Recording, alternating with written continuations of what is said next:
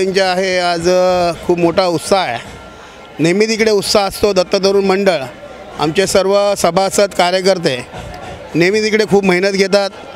हा स्लम भाग असल्या कारणाने इथे खूपच लोक कमी आहे, संख्या कमी आहे, तरी पण लोकांची भक्ती एवढी आहे की दत्त मंदिराला भेट देऊन या मंदिराचं वैशिष्ट्य असं आहे, सगळ्यांच्या इच्छा पूर्ण होतात, लोकांना आशीर्वाद भेटतो आणि त्यांना भंडारा असतो। इथे कमीत कमी 8-9 हजार लोकांचा भंडारा असतो।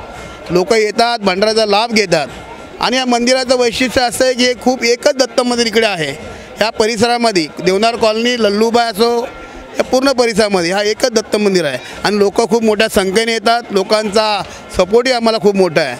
मी नगरसेवक नव्हतो, आम्ही दोघंही साधा सभासद होतो, तेव्हा पण हे मंदिराची माझी सेवा चालली आहे। आवत रात्र या मंदिराची सेवा व्हावी या प्रयत्नात मी असतो। महाप्रसाद नेहमीच असतो। अन्नदान हे केलं पाहिजे। हे लोकच दान करतात आणि त्यातून आपण ही सेवा आणि लोकांना हे अन्नदान करायला आपण फक्त आपला हातभार असतो। देणारा दत्त महाराजच आहे, आम्ही कोण देणार? हे लोकच देतात, त्यातून आम्ही सेवा होते।